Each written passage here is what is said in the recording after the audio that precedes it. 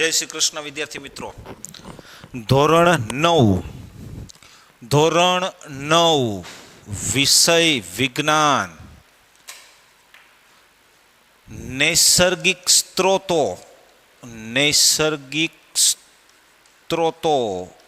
ભાગ 6 માં આપ સૌનું હાર્દિક સ્વાગત છે. મિત્રો, અત્યાર સુધી આપણે જે વાત કરી છે એ કુલ 5 ભાગમાં આ ચેપ્ટરને વિભાજિત કરેલ હતું.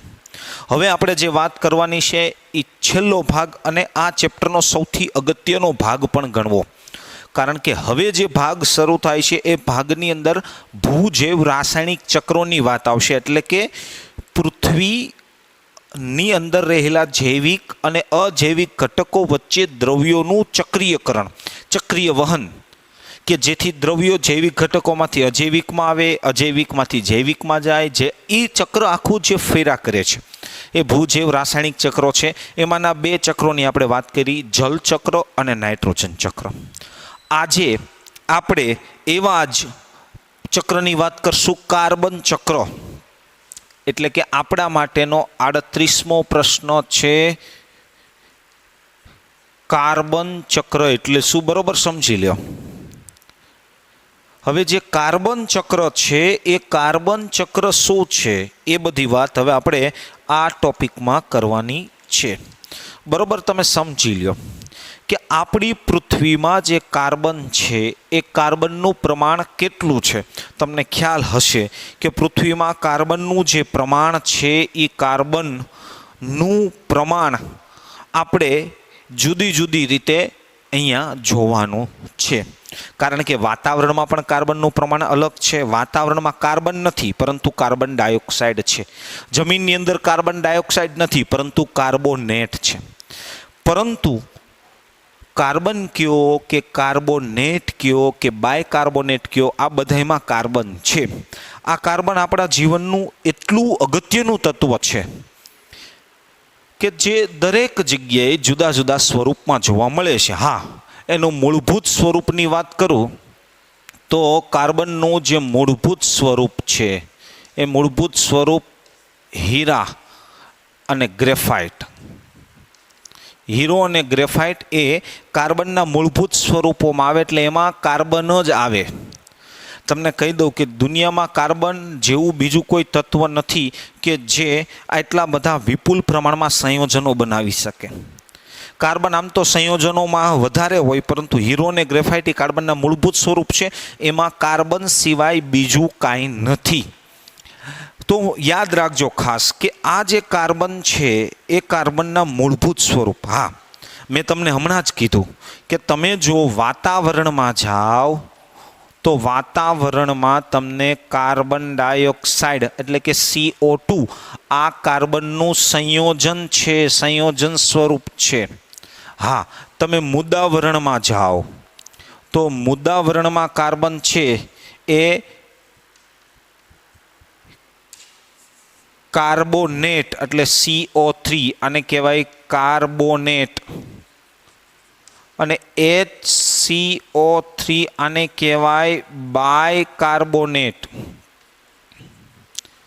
એટલે જો તમે મુદાવરણમાં જાઓ તો મુદાવરણમાં કાર્બનનું સંયોજન કાર્બોનેટ અને બાયકાર્બોનેટ સ્વરૂપે તમને જોવા મળે છે. એટલે કે એમાં પણ કાર્બન તો છે જ, પણ એ બીજા સાથે સંયોજનમાં છે, બીજા સાથે જોડાયેલ છે. આ કાર્બન પૃથ્વી ઉપર રહેલ છે. હવે આ કાર્બનનું મહત્વ શું છે તમે સમજી લ્યો કે આ જે કાર્બન છે એનું મહત્વ શું, તો કે તમને માલુમ થાય કે જુદા જુદા પ્રકારના પ્રોટીન, જુદા જુદા પ્રકારના લિપિડ, પછી જુદા જુદા પ્રકારના ખનિજ ક્ષારો, જુદા જુદા પ્રકારના ન્યુક્લિક એસિડ, આ બધાયના બંધારણમાં કાર્બન રહેલ છે. તમે સમજી લ્યો કે આ બધાય જે સજીવ શરીરના બંધારણીય ઘટકો છે કે આનામાંથી સજીવનું બંધારણ બને છે, આ બંધારણમાં કાર્બન રહેલું છે.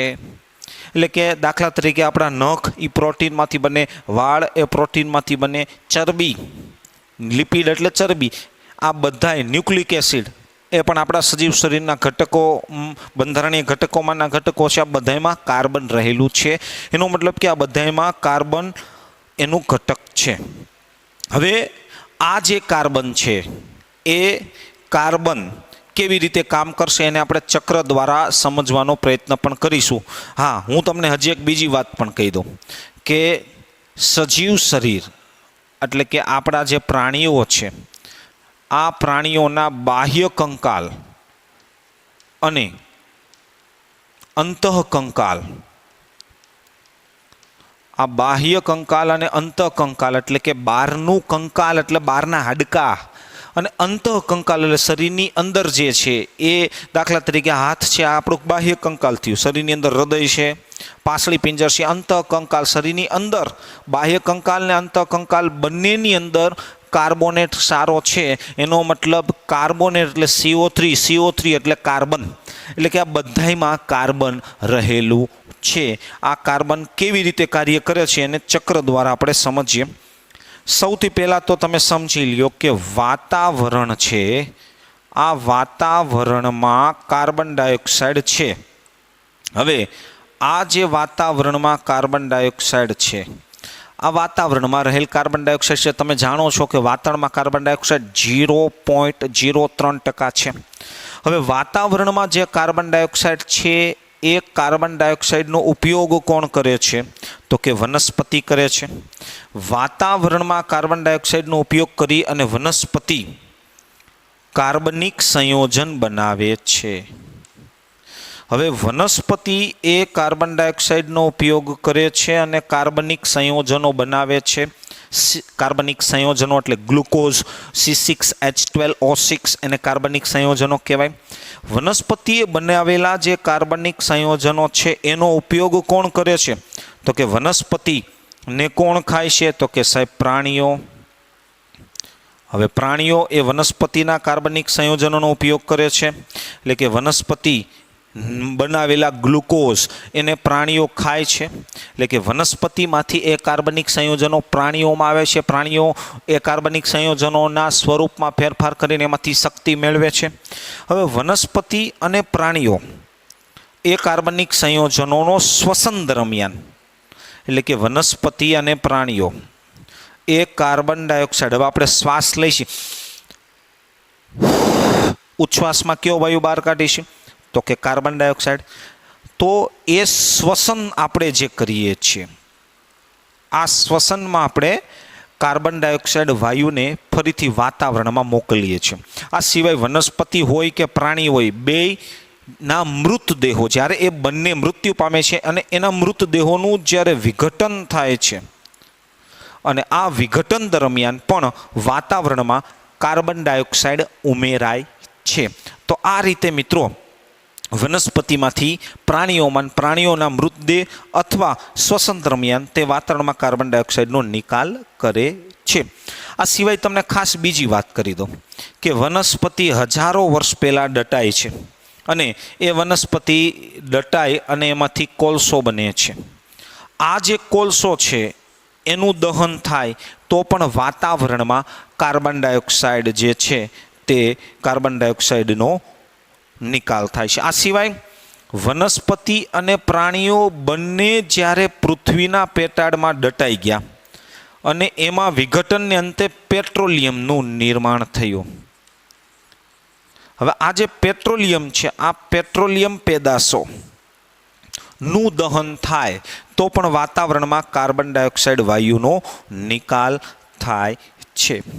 આ સિવાય તમને ખાસ કહી દઉં કે અમુક પ્રાણીઓ જે છે, જેમ કે હું તમને વાત કરું કે સાપ છે, સાપની શરીરની ફરતે કાચળી હોય છે. તમે કાચળીનું નામ સાંભળ્યું છે. એ સાપ કાચળી કાઢે એ એક પ્રકારનું એનું કવચ છે અને આ કવચ અકાર્બનિક કાર્બોનેટમાંથી બનેલું છે. એ કવચ સડે છે ત્યારે પણ વાતાવરણમાં કાર્બન ડાયોક્સાઇડનો નિકાલ થાય છે. ઈંડા મૂકે છે તો ઈંડાની ફરતે પણ કવચ હોય છે. તો અંદર બચ્ચાનો જન્મ થયો પછી ફરીથી જે ફરતી બાજુનું ઈંડું છે એ અકાર્બનિક કાર્બોનેટ છે. યાદ રાખજો મિત્રો, એ એક પ્રકારનો અકાર્બનિક કાર્બોનેટ છે. આ અકાર્બનિક કાર્બોનેટ છે એમાં પણ કાર્બન ડાયોક્સાઇડ જ હોય છે અને એ કાર્બન ડાયોક્સાઇડનો નિકાલ એના વિઘટનને અંતે થાય છે. આ સિવાય તમે દરિયાની સપાટી જોઈ છે. વાતાવરણમાં રહેલો કાર્બન ડાયોક્સાઇડ દરિયાની સપાટી ઉપર જાય અને એ દરિયાની સપાટી ઉપર એ પીગળે છે. પીગળવાને હિસાબે એમાં ઓક્સિજન ઉમેરાય છે, એટલે CO2 માંથી CO3 એટલે તમને ખબર છે કાર્બોનેટ બને છે. આ કાર્બોનેટ આગળ જતા CaCO3 જેને કહેવાય લાઇમ સ્ટોન, ચૂનાનો પથ્થર બને છે. એટલે કે વાતાવરણમાં કાર્બન ડાયોક્સાઇડ હોય દરિયામાં જ્યારે જાય છે, ત્યારે તે કાર્બોનેટ બનાવે છે અને એ કાર્બોનેટ પ્રાણીઓના શરીરની ફરતે બને છે. એટલે કે તમે સમજો શંખલા છે, છીપલા તમે જોયા હોય તો શંખલા અને છીપલા, એ શંખ અને છીપની ફરતે કવચ હોય. તમને ખબર છે શંખ અંદરથી જીવડું નીકળી જાય તો જે શંખ છે એ કાર્બોનેટ છે. અને એ સમય જતાં આગળ લાઇમ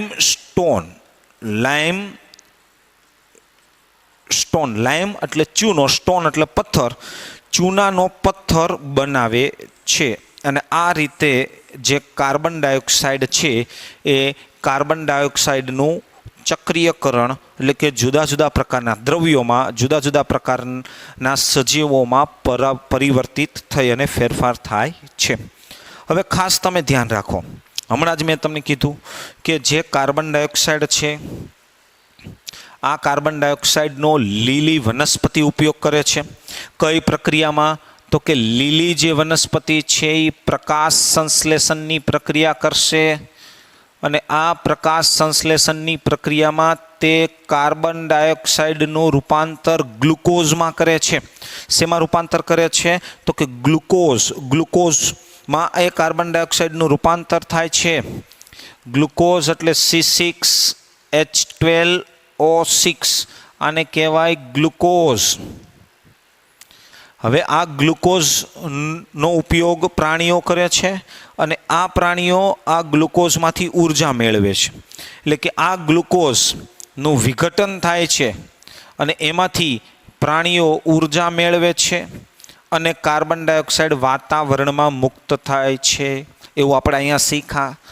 બીજી વાત કહી દો કે જ્યારે વાતાવરણમાં કાર્બન ડાયોક્સાઇડ ઉમેરાય છે ત્યારે એ જે કાર્બન ડાયોક્સાઇડ વાયુ છે, તે કાર્બન ડાયોક્સાઇડ વાયુ જ્યારે વાતાવરણમાં ઉમેરાતો હોય છે ત્યારે એ કાર્બન ડાયોક્સાઇડ વાયુ જે તે સજીવોમાંથી પસાર થઈને આવ્યો હોય. જેમ કે વનસ્પતિ છે એ કાર્બન ડાયોક્સાઇડ બનાવે છે, પ્રાણીઓ એ કાર્બન ડાયોક્સાઇડનો ઉપયોગ કરે છે, પછી એ પ્રાણીઓ એમાંથી ઉર્જા મેળવવા શ્વસનની પ્રક્રિયા કરે છે. શ્વસન માટે શ્વસનની પ્રક્રિયા દરમિયાન એ જે ગ્લુકોઝ છે એ ગ્લુકોઝનું વિઘટન થાય એટલે ઉર્જા પણ બને છે અને કાર્બન ડાયોક્સાઇડ પણ ઉત્પન્ન થાય છે.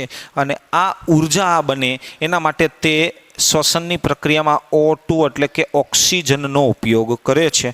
આ ઓક્સિજનના ઉપયોગને લીધે તે ગ્લુકોઝનું વિઘટન કરી અને એમાંથી ઉર્જા ઉત્પન્ન કરી શકે છે અને કાર્બન ડાયોક્સાઇડ ઉત્પન્ન કરે છે. તો આ સિવાય તમે સમજી લ્યો દહનની પ્રક્રિયા છે. દહન એટલે કે બળતણનું દહન, પેટ્રોલિયમનું દહન, આ દહનની પ્રક્રિયાને અંતે પણ કાર્બન ડાયોક્સાઇડ વાતાવરણમાં જાય છે. ઉદ્યોગોમાં પણ દહન થાય છે. તો આ રીતે મિત્રો મોટા પ્રમાણમાં કાર્બન ડાયોક્સાઇડ વાયુ વાતાવરણમાં પાછો ફરે છે. ફક્ત પ્રકાશ સંશ્લેષણ જ એવી પ્રક્રિયા છે કે જે કાર્બન ડાયોક્સાઇડનો ઉપયોગ કરી એમાંથી ગ્લુકોઝ બનાવે છે. તો પ્રકાશ સંશ્લેષણમાં કાર્બન ડાયોક્સાઇડનો ઉપયોગ થાય છે. બાકીની બધી શ્વસન હોય કે દહન હોય, બધી પ્રક્રિયામાં કાર્બન ડાયોક્સાઇડ મુક્ત થાય છે. જ્યારથી ઔદ્યોગિક ક્રાંતિ થઈ છે ત્યારે મોટા પ્રમાણમાં આપણે બળતણનો ઉપયોગ કરીએ છીએ, જેથી વાતાવરણમાં કાર્બન ડાયોક્સાઇડનું પ્રમાણ સતત વધતું જાય છે. પરંતુ પ્રકાશ સંશ્લેષણની પ્રક્રિયામાં કાર્બન ડાયોક્સાઇડનો ઉપયોગ થાય છે અને ગ્લુકોઝ બને છે, જેથી કાર્બન ડાયોક્સાઇડનું પ્રમાણ નિયમન રીતે જળવાઈ રહે છે. એમ છતાંય કાર્બન ડાયોક્સાઇડનું પ્રમાણ હાલના સમયમાં તો દિન પ્રતિદિન વધી રહ્યું છે. હવે એનાથી શું થાય છે એની વાત આપણે આગળના પ્રશ્નમાં કરશું, જેનું નામ છે પ્રશ્ન નંબર 39.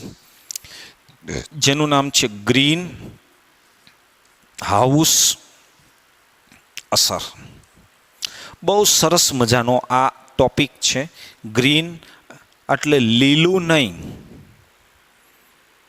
પરંતુ ગ્રીન હાઉસ અસરનો અર્થ એ થાય છે કે આપણે જે જગ્યા ઉપર ઉષ્ણકટિબંધ છે, જ્યાં લીલી વનસ્પતિ અને બીજા બધા સજીવો રહે છે, હવે ત્યાં જે ઠંડા પ્રદેશો છે કે ત્યાં રાત્રિ દરમિયાન બહુ ઠંડી હોય છે. હવે જો દિવસ દરમિયાન પણ એવી ને એવી ઠંડી રહે તો ત્યાં વનસ્પતિનો કે સજીવનો વિકાસ નથી થતો.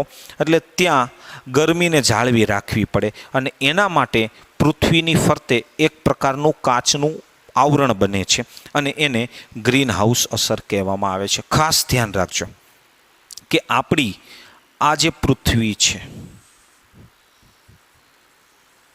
ચાલો રેડી, આ પૃથ્વીની ફરતે તમે સમજી લ્યો કે આપણી જે પૃથ્વી છે એ પૃથ્વીની ફરતે વાતાવરણ છે.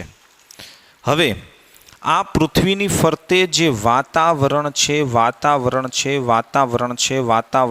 વાતાવરણ છે અને આ વાતાવરણમાં કાર્બન ડાયોક્સાઇડ વાયુ છે CO2.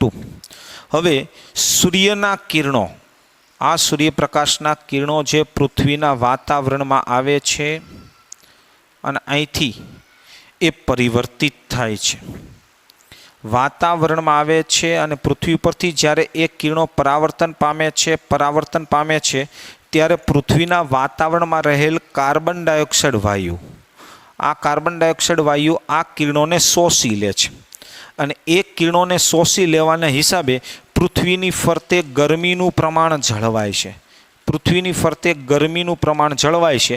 આ અસરને ગ્રીન હાઉસ અસર કહેવામાં આવે છે. ટૂંકી અને ટચ વાત કે ભાઈ ચોપડીમાં એવું લખ્યું છે કે ઉષ્ણકટિબંધના વિસ્તારમાં લીલી વનસ્પતિને જીવંત રાખવા માટે ફરતી બાજુએ ગરમીનું પ્રમાણ જાળવવા માટે જે કાચનું આવરણ એટલે ગ્રીન હાઉસ અસર, ગ્રીન હાઉસ. પણ આપણે એવું કહીશું કે વાતાવરણમાં જે કાર્બન ડાયોક્સાઇડ છે એ ગરમીને શોષી લે છે, જેથી ગરમીનું પ્રમાણ પૃથ્વીની ફરતે જળવાય છે, જેને ગ્રીન હાઉસ અસર કહેવામાં આવે છે.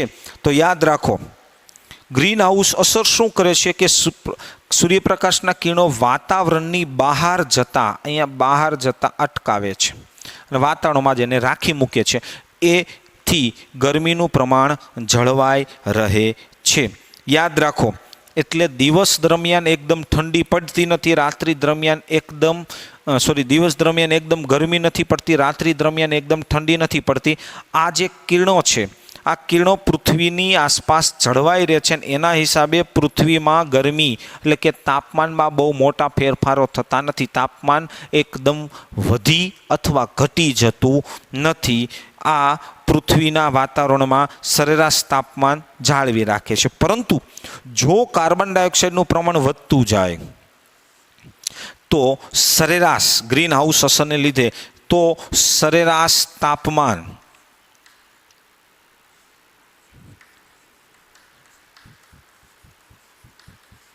માં વધારો થાય છે. આ ગ્રીન હાઉસ અસર છે. વિદ્યાર્થી મિત્રો યાદ રાખજો, ભવિષ્યમાં ગ્રીન હાઉસ અસર જો આવી જ રીતે તાપમાનમાં વધારો થતો જાય છે તો એન્ટાર્કટિકા ખંડનો બરફ પીગળી શકે છે.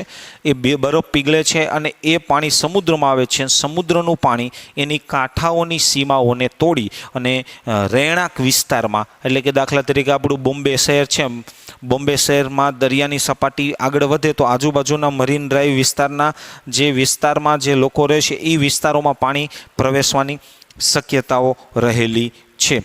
ગ્રીન હાઉસ અસર માટે કાર્બન ડાયોક્સાઇડ વાયુ ખાલી જરૂરી નથી, એટલે કે કાર્બન ડાયોક્સાઇડ સિવાય પણ કાર્બન મોનોક્સાઇડ પણ હોય, મિથેન પણ હોય.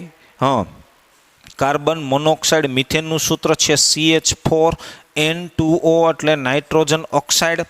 આવા બધા બીજા વાયુઓ પણ તમે એને ગ્રીન હાઉસ વાયુઓ કહી શકશો, ગ્રીન હાઉસ વાયુઓ તરીકે પણ ઓળખવામાં આવે છે, જેના લીધે પણ પૃથ્વીનું તાપમાન વધે છે. તો આ પ્રશ્ન નંબર 39ની વાત અહીંયા પૂરી થાય છે. 40મા પ્રશ્નની આગળ વાત કરીશું. 40મો પ્રશ્ન છે ઓક્સિજન ચક્ર.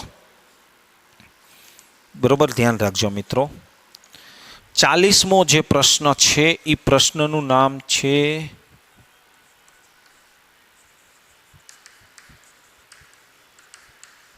ઓક્સિજન ચક્ર. હવે સજીવ હોય કે નિર્જીવ હોય, સજીવ નિર્જીવ વચ્ચે ઓક્સિજનનું ચક્રીય વહન, એટલે કે સજીવમાંથી ઓક્સિજન નિર્જીવમાં જાય, નિર્જીવમાંથી ઓક્સિજન મુક્ત થઈ અને સજીવોમાં આવે, એટલે કે જૈવિક અને અજૈવિક ઘટકો વચ્ચે O2નું ચક્રીય વહન. યાદ રાખો, સજીવ અને નિર્જીવ વચ્ચે O2 એટલે ઓક્સિજન, આ ઓક્સિજનના ચક્રીય વહનને ઓક્સિજન ચક્ર કહેવામાં આવે છે. ખાસ આપણે સમજવાનું એ છે કે વાતાવરણમાં જે ઓક્સિજન છે એ વાતાવરણમાં ઓક્સિજન 21% છે. કેટલા ટકા છે મિત્રો? 21% વાતાવરણમાં ઓક્સિજન રહેલો છે. આ સિવાય યાદ રાખજો, પૃથ્વીના પોપડામાં એટલે કે મુદાવરણમાં પણ ઓક્સિજન રહેલો છે. આ ઓક્સિજન પૃથ્વીમાં રહેલો છે તે જુદા જુદા પ્રકારના સંયોજનો સ્વરૂપે મળી આવે છે. દાખલા તરીકે હું તમને એમ કહું કે ભાઈ પૃથ્વીમાં કાર્બન ડાયોક્સાઇડ છે, તો આ કાર્બન ડાયોક્સાઇડની અંદર ઓક્સિજન આવી ગયો. ચાલો, આ પૃથ્વીની અંદર કાર્બોનેટ છે. દાખલા તરીકે હું એમ કહું કે ભાઈ ચાલો MgCO3, તો આ ધાતુ છે, ધાતુના કાર્બોનેટ, પરંતુ આ કાર્બોનેટમાં ઓક્સિજન આવી ગયો. એનો મતલબ કે પૃથ્વીના પોપડામાં જે ઓક્સિજન છે એ આવી રીતે સંયોજનો સ્વરૂપે રહેલો છે. જુદા જુદા પ્રકારના ઓક્સાઇડ સ્વરૂપ છે, જેમ કે રેતીના ઓક્સાઇડ છે SiO2, સિલિકાના ઓક્સાઇડ. તો આ બધોય ઓક્સિજન જે તમને દેખાય છે આ નિર્જીવની અંદર ઓક્સિજન રહેલો છે, એટલે કે નિર્જીવ ઘટકોની અંદર આ ઓક્સિજન રહેલો છે. ત્યારબાદ જૈવિક ઘટકો, જૈવિક અણુઓમાં તમને વાત કરું તો જેમ પ્રોટીન છે, લિપિડ છે, ખનિજ ક્ષારો છે, આ બધાય જૈવિક ઘટકો છે. એટલે કે આ જૈવિક ઘટકો, આ દરેક જૈવિક ઘટકો પ્રોટીન છે, લિપિડ છે, ખનિજ ક્ષારો છે, ચરબી છે, ન્યુક્લિક એસિડ છે, આ બધામાં પણ ઓક્સિજન વધતા ઓછા પ્રમાણમાં રહેલ છે. યાદ રાખો, ઓક્સિજનનો ઉપયોગ ક્યાં થાય છે? તો કે ઓક્સિજનનો જે ઉપયોગ થાય છે એ આપણે ગણીએ કે 3 ક્રિયામાં થાય. સૌથી પહેલાં શ્વસનમાં થાય, એટલે કે આપણે શ્વાસમાં કયો વાયુ લઈએ છીએ? ઓક્સિજન. દુનિયાના તમામ પ્રાણીઓ શ્વાસમાં કયો વાયુ લે છે? ઓક્સિજન. તો શ્વસનમાં એક ઓક્સિજનનો જે ઉપયોગ છે એ થાય છે. બીજું, દહન, એટલે કે કોઈ પણ દહન થાય, બળતણનું દહન થાય, મીણબત્તીનું દહન થાય, કોઈ પણ દહનની જે પ્રક્રિયા થાય, આ દહનની પ્રક્રિયામાં પણ ઓક્સિજન જે છે એ મહત્વનો ભાગ ભજવે છે. દહન, ઓક્સિજન વગર કોઈ પણનું દહન ન થાય. ત્રીજી વાત અને મહત્વની વાત, વાતાવરણમાં 78% નાઇટ્રોજન છે, પરંતુ એ નાઇટ્રોજનનો આપણે સીધો ઉપયોગ કરી શકતા નથી. એ નાઇટ્રોજન છે N2, એને આપણે N2O, NO2 એટલે કે નાઇટ્રોજનના ઓક્સાઇડ બનાવવા પડે, તો જ એ નાઇટ્રોજનનો આપણે ઉપયોગ કરી શકીએ. તો નાઇટ્રોજનમાંથી નાઇટ્રોજનના ઓક્સાઇડ બનાવવા માટે પણ ઓક્સિજન ઉપયોગી છે. યાદ રાખો, ઘણી બધી વખત ઓક્સિજન આપણા શરીર માટે ઉપયોગી છે, પરંતુ કેટલાક જે બેક્ટેરિયા છે, આ બેક્ટેરિયા માટે O2 ઝેરી પણ છે. બધા જ સજીવ માટે ઓક્સિજન ઉપયોગી છે એવું જરૂરી નથી. હા, અમુક બેક્ટેરિયા કે જે બેક્ટેરિયા માટે ઓક્સિજન ઝેર સમાન છે, એટલે કે એના માટે ઓક્સિજન ઝેરી છે. યાદ રાખો, ઓક્સિજન મુક્ત ક્યારે થાય, ઓક્સિજનનો ઉપયોગ ક્યારે થાય? તો ઉપયોગ તો તમને કીધું. હવે મુક્ત ક્યારે થાય? તો ઓક્સિજન જે મુક્ત થાય છે એ ફક્ત એક જ ક્રિયા છે, જેનું નામ છે પ્રકાશ સંશ્લેષણ. લીલી વનસ્પતિ પ્રકાશ સંશ્લેષણની પ્રક્રિયા કરે છે ત્યારે તે કાર્બન ડાયોક્સાઇડનો ઉપયોગ કરે છે અને એમાંથી ગ્લુકોઝ બનાવે છે અને આ ગ્લુકોઝ બનાવી અને તે ઓક્સિજન ઉત્પન્ન કરે છે, જે વાતાવરણમાં મોકલે છે.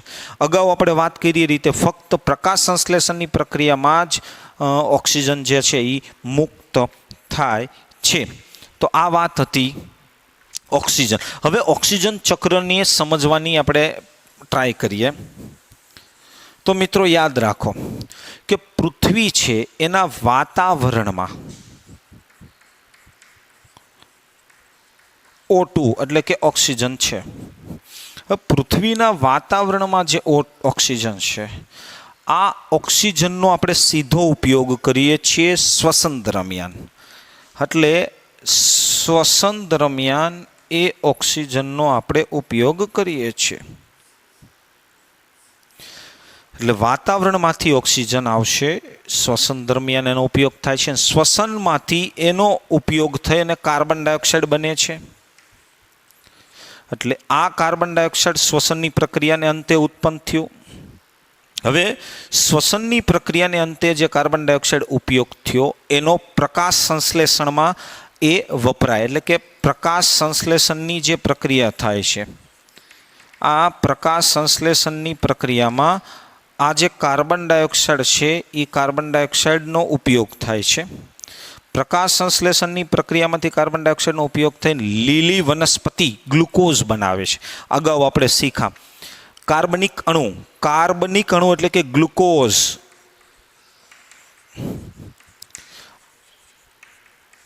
આ કાર્બનિક અણુ લીલી વનસ્પતિ બનાવે છે.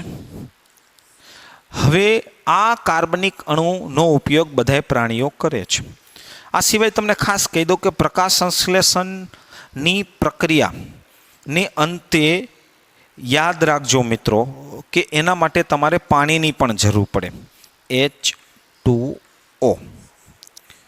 એટલે ઘણી બધી વખત વનસ્પતિ જે છે એ વનસ્પતિમાં યાદ રાખજો તમે કે પાણીનો ઉપયોગ થાય છે વનસ્પતિમાં, અને પાણી એ પ્રકાશ સંશ્લેષણને અંતે પાણીનો ઉપયોગ થાય છે. અને આ પાણી પ્રકાશ સંશ્લેષણની પ્રક્રિયામાં કાર્બન ડાયોક્સાઇડ અને પાણી બંનેનો ઉપયોગ થાય છે અને એના અંતે વાતાવરણમાં ઓક્સિજન મુક્ત થાય છે. શું મુક્ત થાય છે? ઓક્સિજન મુક્ત થાય છે. આ સિવાય તમને કહી દઉં કે ઘણી બધી વખત શ્વસનની પ્રક્રિયામાંથી ઓક્સિજન મુક્ત થતો હોય છે, સાથે પાણી મુક્ત થતું હોય છે. એ પાણી અને કાર્બન ડાયોક્સાઇડનો ઉપયોગ જે છે તે પ્રકાશ સંશ્લેષણની પ્રક્રિયામાં થતો હોય છે. કારણ કે વનસ્પતિ પાણીમાંથી જ ઓક્સિજન મુક્ત કરે છે, તે કાર્બન ડાયોક્સાઇડમાંથી ઓક્સિજન મુક્ત કરતા નથી. એટલે મારે અહીંયા પાણીનો મુદ્દાનો ઉલ્લેખ કરવો પડશે. તો આ થઈ ગયું ઓક્સિજન ચક્ર. તો જ્યારે તમે લખો છો ત્યારે આ એક ચક્ર, આ બીજું ચક્ર અને અગાઉનું નાઇટ્રોજન ચક્ર, આ ત્રણેય ચક્રોની આકૃતિ તમારે 5-5 વખત દોરવાની છે. યાદ રાખજો ખાસ, આ ચક્રો આપણા માટે બહુ અગત્યના છે. હવે ત્યાર પછી આપણો સૌથી છેલ્લો અને લાસ્ટ પ્રશ્ન છે ઓઝોન સ્તર.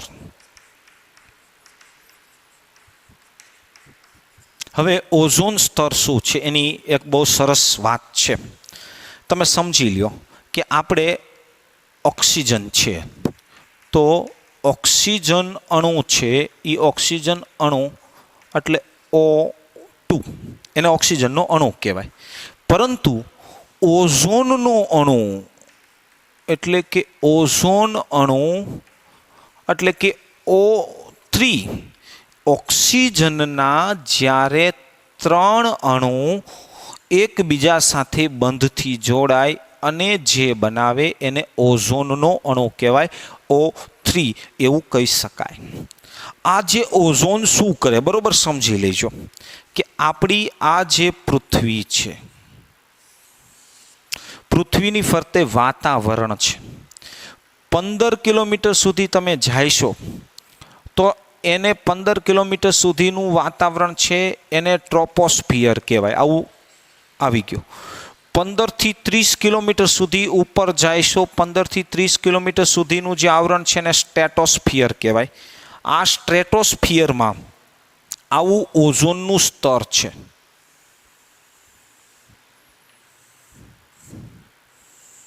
હવે આ જે ઓઝોનનું સ્તર છે જે સ્ટ્રેટોસ્ફિયરમાં છે, આ